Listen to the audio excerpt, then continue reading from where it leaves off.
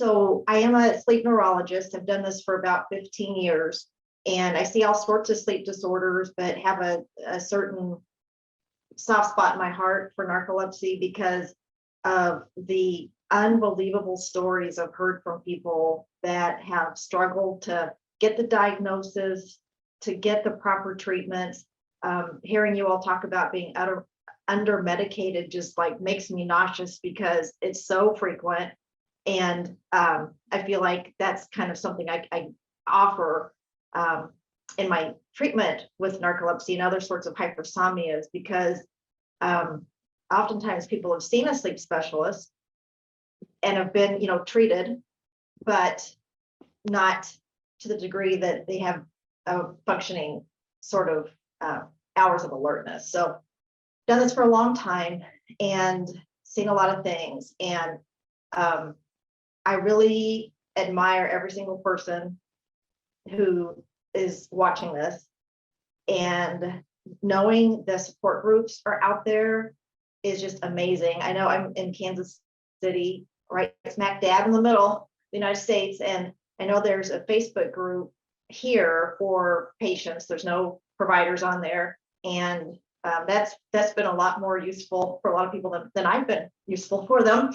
But as you know, it's not just medication. It's just so many things that when I've got a 30-minute appointment with someone, it's just not enough time to even cover. So when I was preparing for this, I thought, well, I'm just going to do what I do every day, kind of go through the different options. And that's my approach, is providing information and kind of coming to a decision together, which some people like, some people don't like, but it's just kind of do it. And so I'm specifically talking about medications in the United States. And I think there's a different talk tomorrow about European medications, which will probably make it the United States like in 10 years from now or something like that. But I'll tell you the state of things here now. I'm a neurologist, so you have to have a picture of the brain. This is a brain sliced kind of right down the middle. And this, I don't know if you've heard this term, but this reticular activating system, that's what keeps anybody awake. And there's a ton of different things that go into keeping us awake, the circadian rhythm, the external input. But in order to be awake, you have to have this certain system in place, which typically people have it in place, but with narcolepsy, part of it's not functioning. And some people have, like, in a whole different discussion, have things like a stroke or MS or something like that will actually, damage the reticular activating system, and they'll have grogginess, maybe not narcolepsy, but grogginess as a result of that. So this is the system that we all have in our brains, and the one we work on to try to keep you awake. And if you kind of see, and the next slide will go over this as well. This is the brain stem down here, and then this is the hindbrain, the cerebellum. So things kind of start here often, and then kind of move upward, because you have to have this outer part, the very outer part of the brain, the cortex, that has to be stimulated for us to be alert. Otherwise, you're not going to be alert. So this whole thing is just a real big connection. And I want to show you this because this is kind of a precursor to everything I'm going to talk about. The medications, the way I approach them, the way I talk about them with people is what neurotransmitter they work on in the brain, because there's many options right now. And if you'll notice, so this, where it says histamine, it says tuberomammillary nucleus. Histamine is one of the transmitters that WAKIX works on. And so there's an actual, center of the brain that releases histamine. This one down here, at the very bottom is locus coeruleus, that works on norepinephrine. So you see all these different neurotransmitters, but in red there is the hypocretin-orexin, which has been talked about a lot today, of course. But that system, the hypocretin-orexin system, has its fingers and everything, and it's kind of the orchestrator of everything. So if that's knocked out, the whole system is just chaos. As has been mentioned many times today, it's all about goals. What are the goals of treatment? One treatment may not be the right treatment for another person. I try to tailor them depending on what people need. if it were easy, there wouldn't need to be specialists, and every single person listening to this would be treated perfectly. So it's not always easy, and sometimes it's trial and error. So you have to talk about what are your goals. It can be much more than just saying, oh, I want to be more awake. Some people need to wake up easier. It's hard to wake up in the morning and get going. And if you can't wake up in the morning at work and you get warnings, you get fired. Had people go through 17 jobs because they just can't wake up or they fall asleep. The worst story was one of the sleepiest ladies that on testing, she was so sleepy. She literally worked in a cemetery at the office. And she said it was so, dead quiet there that she just basically slept all the time. And that's like the worst sort of job if you want to be awake, where you're by yourself and it's quiet and that sort of thing. So there's only so much we can do with medications. You also have to have some outward stimulation as well. Some people have difficulty going to sleep. It's weird. Have some people present with insomnia or trouble going to sleep and staying asleep, and that's their presentation for narcolepsy. Sometimes people need as needed boosts during the daytime. So some people, they only need short-acting stimulant when they're driving to work or driving home from work in the afternoon, but they don't need much during the daytime.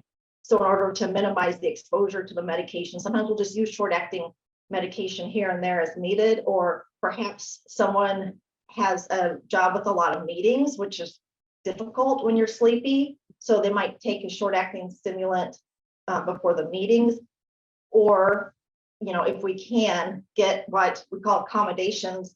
So maybe you can stand up during the meeting, or have candy in the meeting or something like that to help you stay awake. And then of course, coexisting diagnoses happen all the time. And if it's ADD or ADHD, we try to treat both with the same medication, both narcolepsy and ADD or ADHD if we can. Because some of the treatments for narcolepsy don't treat ADD or ADHD, some do. And then of course, mood issues, depression, anxiety, they can be a parallel diagnosis. And got narcolepsy and then the depression, anxiety, they can be overlapping diagnoses. The depression can be because of the narcolepsy or because of the problems that narcolepsy has given in their life. And then of course, cost has to come into play as well, unfortunately. So if someone has trouble waking up in the morning, as the doctor said before, who gave the overview of narcolepsy, you have to try to get sleep. And a lot of times people that are sleepy are like, well, it does not make one bit of difference whether I get 4 hours of sleep or 9 hours of sleep. I am still tired in the morning. But your body needs that sleep to recuperate and kind of reset all of its hormonal patterns and things like that. And cumulative sleep deprivation builds up over time, and the medications aren't as effective in an unrested brain. So making sure that you get enough sleep is very, very important. Sometimes people will take a stimulant, could be short-acting stimulant or their long-acting daytime stimulant.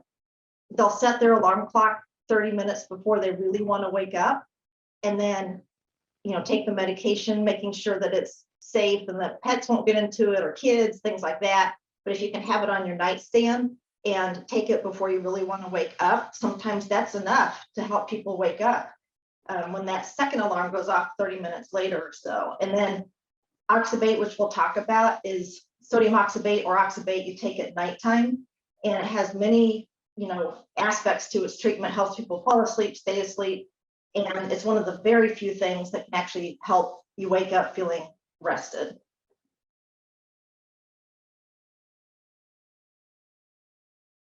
So the immediate release stimulants, these are the short-acting stimulants. And I put the two different names because it gets confusing for people. What's what? So you've got methylphenidate, which is Ritalin, dextroamphetamine, which is Dexedrine. There's also amphetamine, which is amphetamine.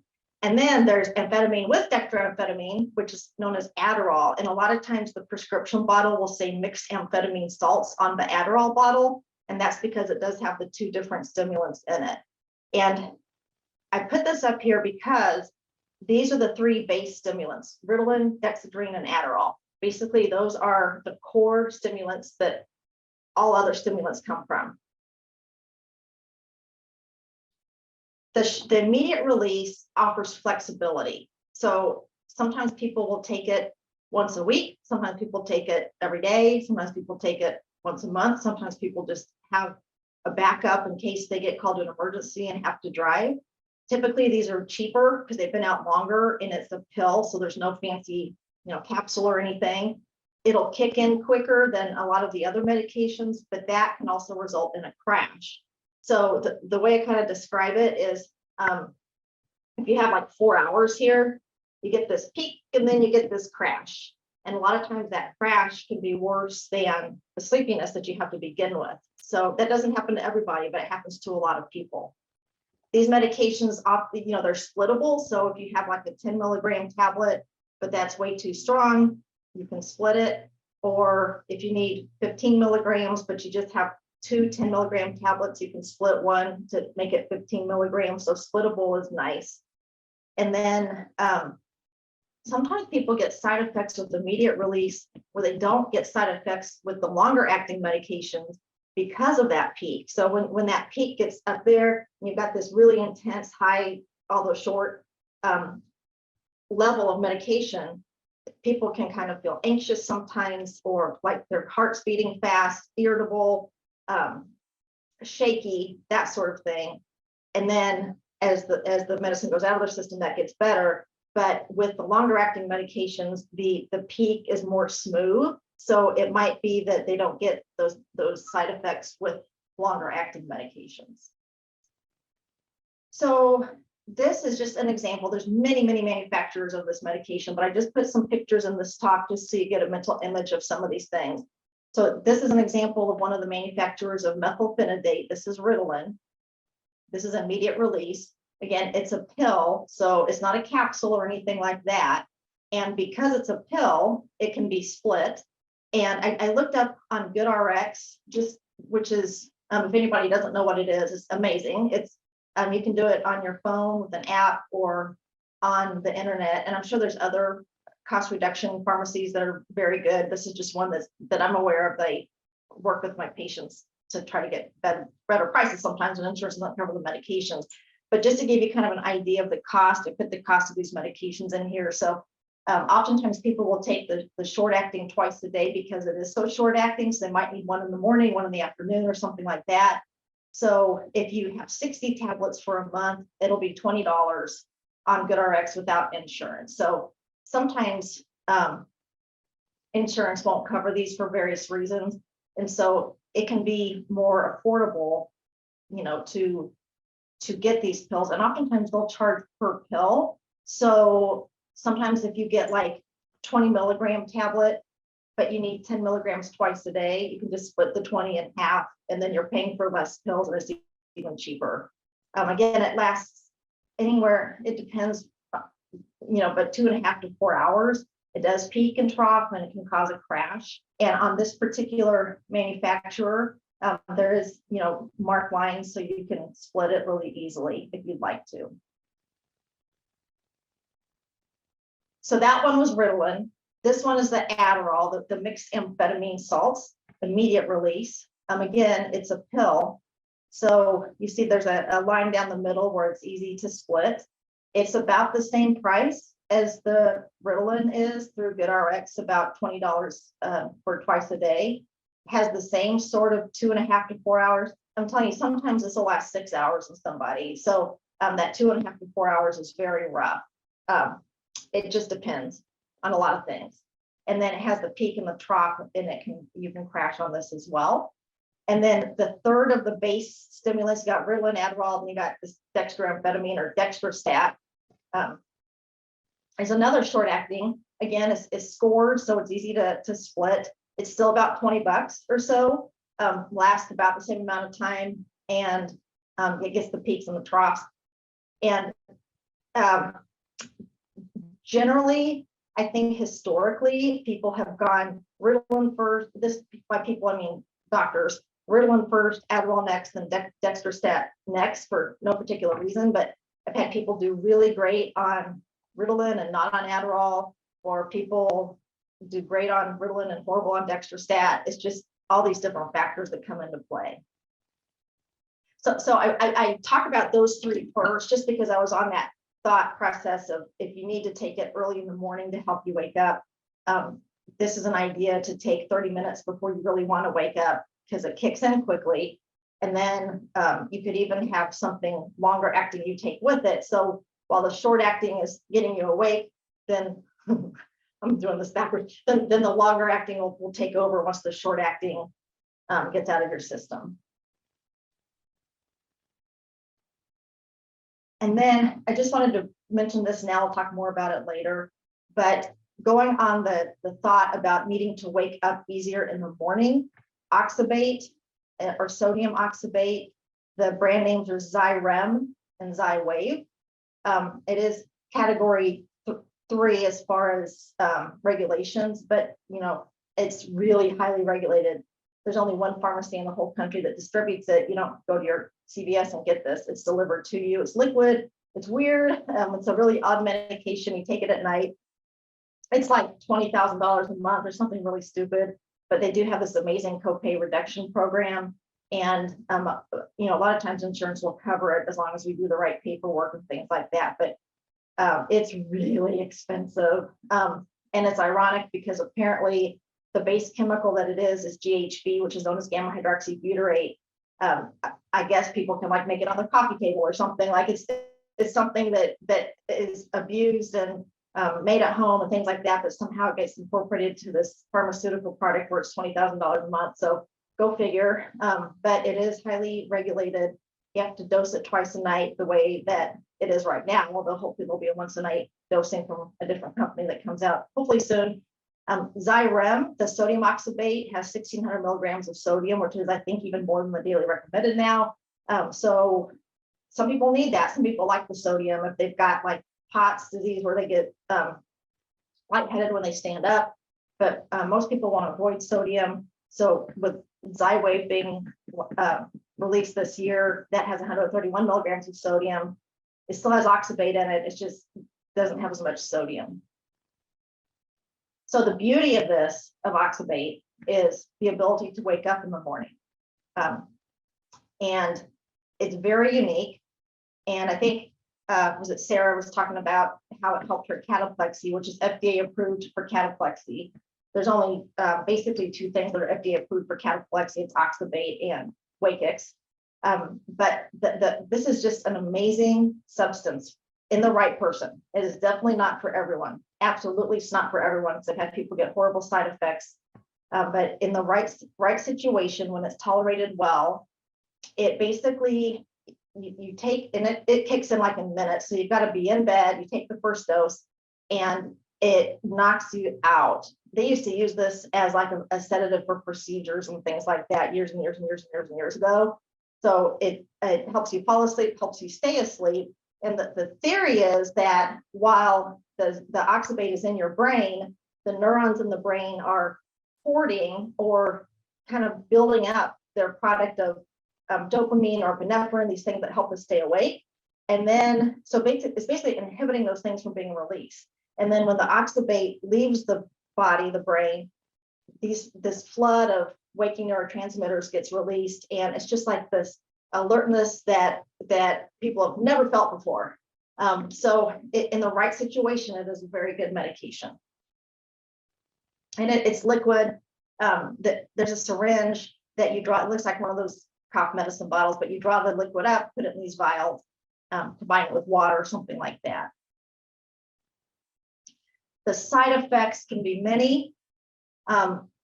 Grogginess, and so you can't like take it, then go brush your teeth and go to the bathroom because it kicks in real quickly. Nausea if you don't go to sleep right away, but oftentimes people will sleep through this. People can sleepwalk with their bed, eat and not remember it. And during the daytime, you can get tremor, dizziness, depression, anxiety. Doesn't mean you're going to get these things, but you might get these things. And we, try to educate before starting it, just in case one of these things happens, that will attribute it to the medication and either lower it or stop it or whatever's appropriate. Okay, so so we were just talking about things to help you wake up in the morning. And so what about daytime alertness? Do you need alertness, like pretty steadily for the whole day? Do you need bursts of alertness on top of your daily stimulant for meeting, studying, driving? And then you got to make sure that the medication wears off by bedtime so you can sleep. So Ritalin is what we talked about before, that in the tablet form, the short-acting form, it's cheap. It's about $20 a month. Ritalin LA stands for Ritalin long-acting. And this is supposed to have a short-acting and a long-acting in it, where you get that initial burst of a short-acting and then the long-acting takes over. As you can see by this picture, hopefully it is a capsule. So because things with capsules are typically more expensive, the GoodRx cost for 30 tablets is $50. Again, like with insurance and stuff like that, your copay might be $5 or it might be $20. But I'm just saying, if you don't have insurance and you had to pay out of pocket, or say that the insurance is dragging their feet on a prior authorization getting approved or something like that, this is what you'd pay out of pocket. Again, it might be zero copay for your insurance, but if you don't have insurance, or say, you lose your job and you don't have insurance for a couple months, you need your medication, then this is the out-of-pocket price. Is for 30 tablets, $50. Some people need this twice a day. Some people just need it once a day. This is a longer acting Ritalin. So Ritalin LA usually is about 8 hours. This is Ritalin CD. Metidate's just the name. It's so confusing, but Metidate's just a company that, or a generic name from a company. This act is supposed to last 12 hours. Again, it's a capsule and it's about the same price. The different milligram strengths can have different prices as well. So a higher strength is a little bit more expensive. This is supposed to have a biphasic, meaning 2 different phases of release, a short acting and a long acting. And usually we can get by with once a day. Some people need it twice a day. So long-acting Adderall, this is that mixed amphetamine salts, dextroamphetamine and amphetamine. Notice it is a capsule.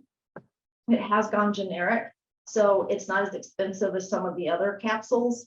But for GoodRx, for the XRs, for 30 tablets, $25, $45 for twice a day, lasts roughly 8 hours.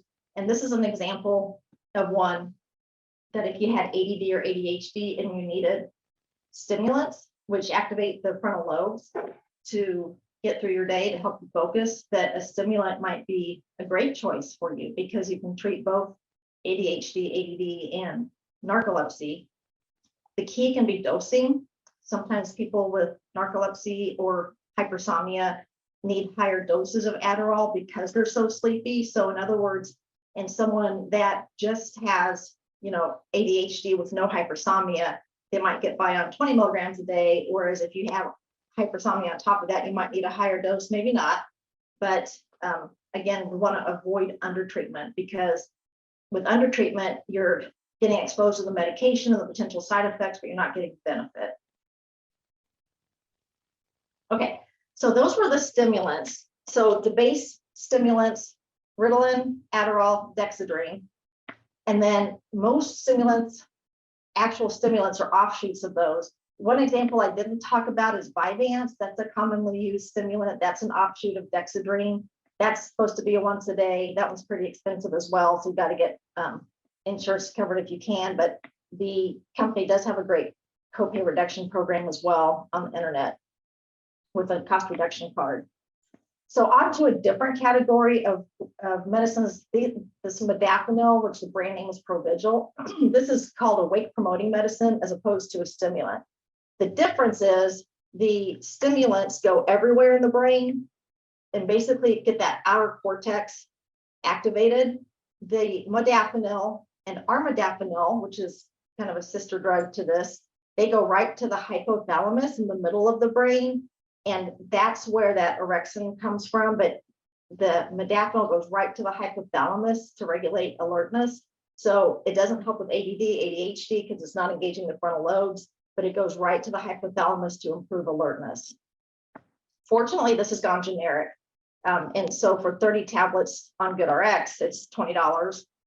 Sometimes people need this twice a day because it lasts roughly 8 hours. That would be $40. The humongous thing to remember is that this interacts with hormones and birth control pills.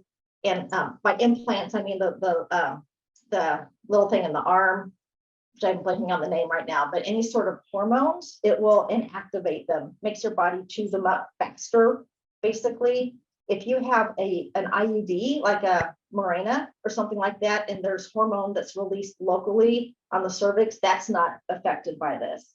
It's more the pills and then the subdermal implants that will be inactivated, which is humongous. And when you talk about, when you're trying to figure out what medications, what medication is the right one to use, if you're on birth control pills and you have to be on them and you don't want to use a backup method, then this would not be a good choice for you. And then we might steer towards something else. And you can see these pills are scored as well. So these aren't capsules. And then the sister drug to modafinil, armodafinil, the brand name was Nuvigil. This is supposed to last 12 hours. It usually does last pretty longer than modafinil, but not always. This is $30 for 30 tablets. It usually lasts all day. Same thing with birth control. It inactivates birth control. So you either have to use a backup method or choose a different medication. And it comes in these different strengths as well. This is also used in the psychiatric world just for like alertness and energy when someone's depressed and they have those, we call them vegetative symptoms, where they just can't get going. This sometimes will help. This is one of the newer ones that's come out. I just put the price on here for comparison because it's new, so there's no generic. But the company does have a great copay reduction program. I think it goes down to $9 or something like that. But if you didn't have insurance, this would not be a good one to choose. The GoodRx price is $741 for 30 tablets. It's not generic. It will be someday. The huge advantage to this one is that it's cleared through the kidney, whereas the other medications are all cleared through the liver. So if you're on birth control pills, this would be an option because it's cleared through the kidney and not through the liver. So it doesn't compete with the hormones. If you have kidney disease, this does not harm the kidney.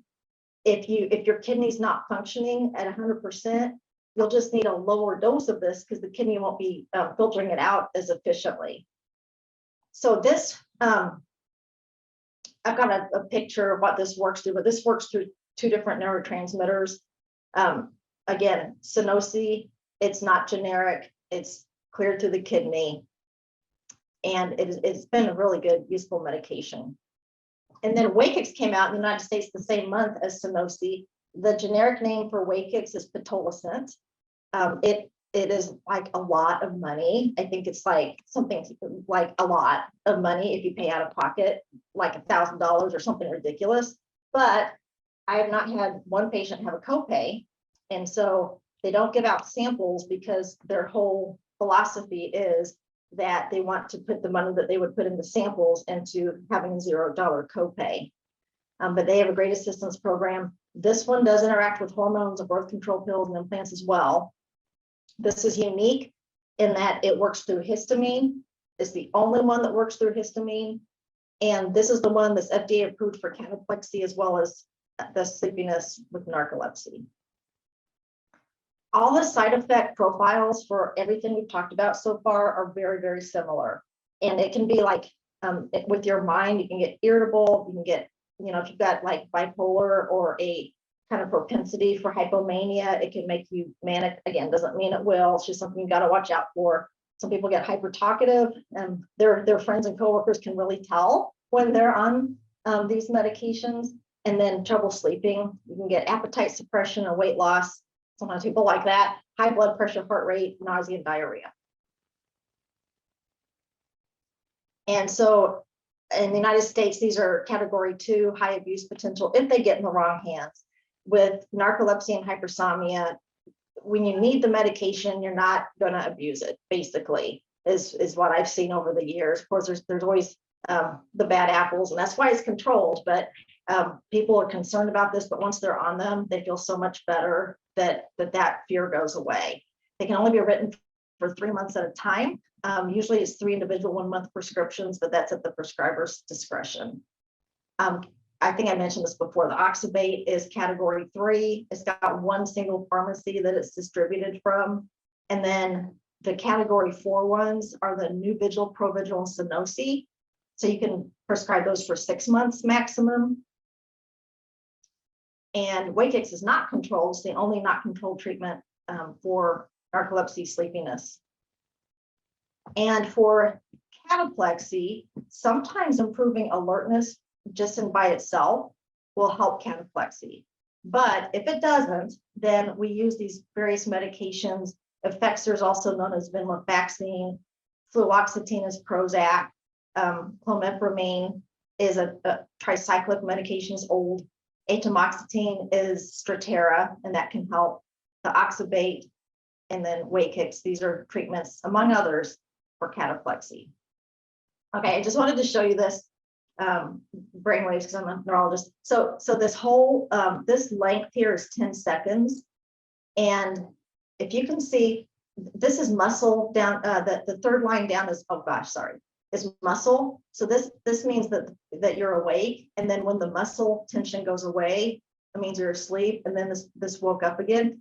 So this maybe 5 seconds here, 4 or 5 seconds. A lot of times people don't even know they're asleep, and I think sleepiness is underestimated a lot in sleepy people because that's all you know. But you can see how quickly that can happen, which is horrible if you're driving because something bad can happen, or even if it happens at work and someone sees it, it can have consequences. I wanted to show you this because it's real interesting. This is a brain, and this is the middle of the brain, and this is the outer part of the brain. This is the hypothalamus, like the left lower corner is the hypothalamus.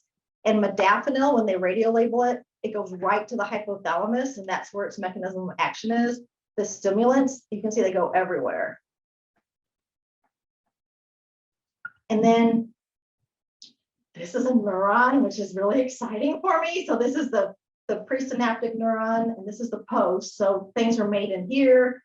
They're secreted into this cleft. They call it synaptic cleft, and this is the postsynaptic neuron. So in this situation, the red here is dopamine, and it attaches to these receptors here. That's kind of normal functioning of the brain. Here, the red boxes is Adderall, and the C, that might be dopamine or norepinephrine, but the Adderall basically increases the amount of stimulating neurotransmitters here in the cleft, so you're more likely to get a match down here and get more alertness. Okay, to simplify this, on the right lower corner, it says MPH and AMPH inhibit. So that's Ritalin and Adderall.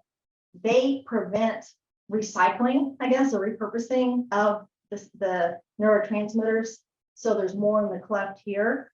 So it prevents reuptake, but amphetamine or Adderall also helps release. So it releases more into the system. So Adderall's got 2 different mechanisms. It helps release dopamine into the cleft.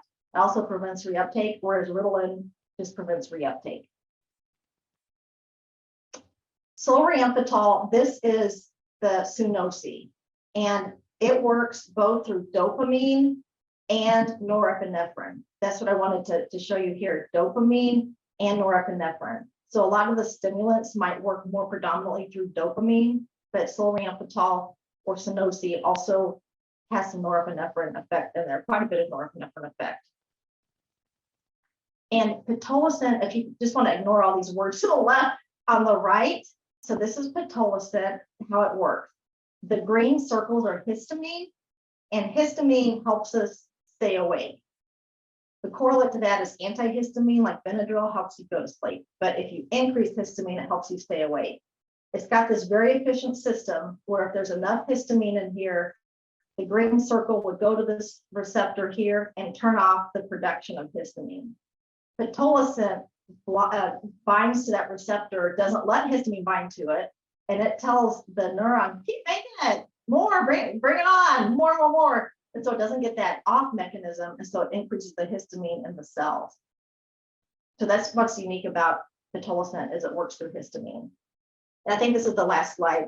A lot of people use caffeine, of course, for a stimulant. And the way caffeine works is different. It blocks adenosine, is the name of it. And adenosine increases in our brains the longer we're awake. So by the end of the day, there's a lot of adenosine, and caffeine will block this adenosine during the daytime, and that's how it works. And it affects everyone differently. When I ask people about coffee, if it helps, some just laugh their head off and say, no, no, no. And other people, it can, that's what, every once in a while, that's what people get by on our caffeine pills. And that's the last slide. Thanks a lot, Dave.